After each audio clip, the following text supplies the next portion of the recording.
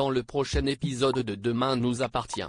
Tandis que la police tente de coincer le ravisseur de Timothée, la sanction tombe pour Camille. En parallèle, une rumeur circule sur Adam et Charlie. Attention, les paragraphes qui suivent contiennent des spoilers sur l'épisode de Demain nous appartient diffusé demain soir sur TF1. Si vous ne voulez rien savoir, ne lisez pas ce qui suit. Mercredi 7 septembre dans Demain nous appartient. La police tente de coincer le ravisseur de Timothée ayant désormais la preuve que son fils a été enlevé. Victor sollicite l'aide de Sophie Novak. Si cette dernière le pousse à aller voir immédiatement la police, Brunet refuse car les enquêteurs ne le portent pas vraiment dans leur cœur. Malgré tout, Sophie insiste. Selon elle, la police est sa seule chance de retrouver Timothée vivant. Au commissariat, l'enquête est au point mort et aucune empreinte n'a été relevée sur les plaques d'égout de la cour ou du Spoon. Comme ces plaques n'ont fait l'objet d'aucune intervention des services de la voirie, le commandant Constant et ses hommes sont convaincus que l'agresseur passe par les égouts pour échapper aux caméras.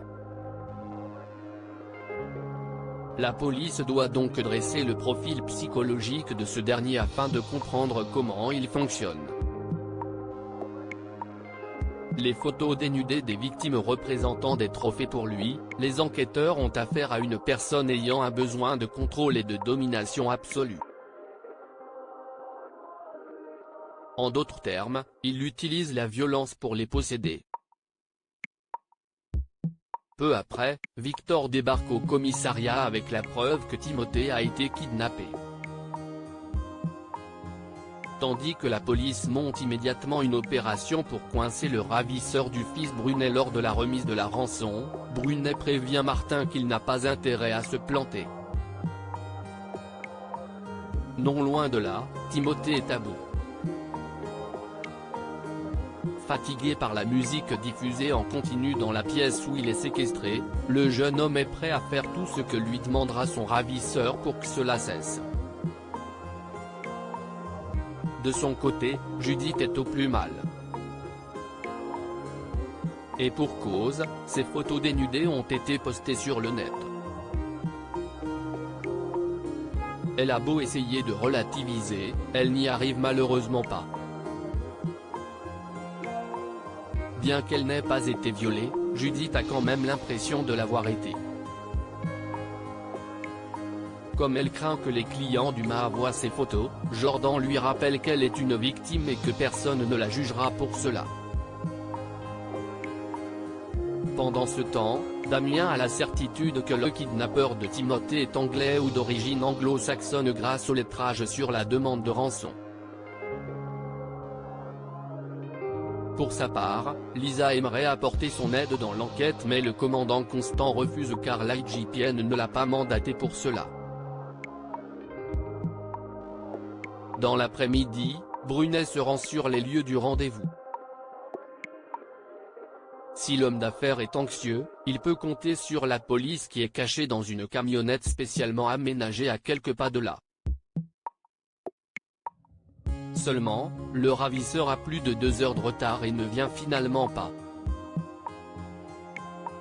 En parallèle, ce dernier donne un ordinateur à Timothée et menace de le tuer s'il ne suit pas ses instructions à la lettre. La sanction tombe pour Emma et Camille prennent le petit déjeuner au Spoon. Le juge devant prendre sa décision concernant son avenir aujourd'hui, Emma n'a pas vraiment le moral. La fille maître tente bien de la rassurer mais sans succès. Par la suite, Camille croise son grand-père à la marina.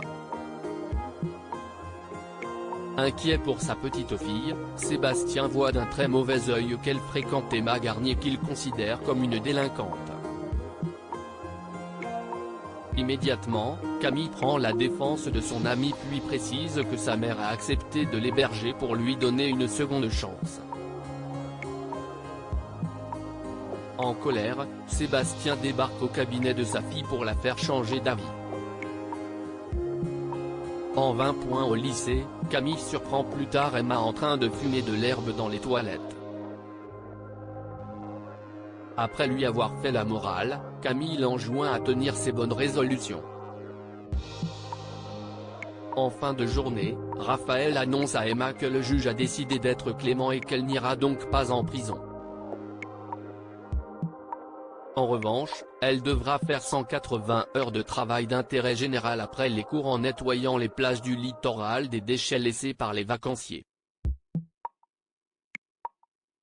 Une rumeur circule sur Adam et Charlie au lycée. Charlie et Adam se montrent particulièrement complices, ce qui n'a pas échappé à Emma, Camille et Dorian qui s'imaginent qu'ils sont en couple.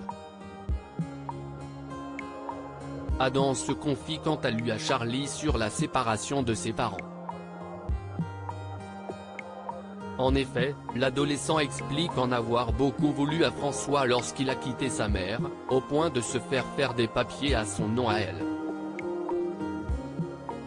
Comme il a redoublé sa première, sa mère a culpabilisé de ne pas avoir réussi à le cadrer.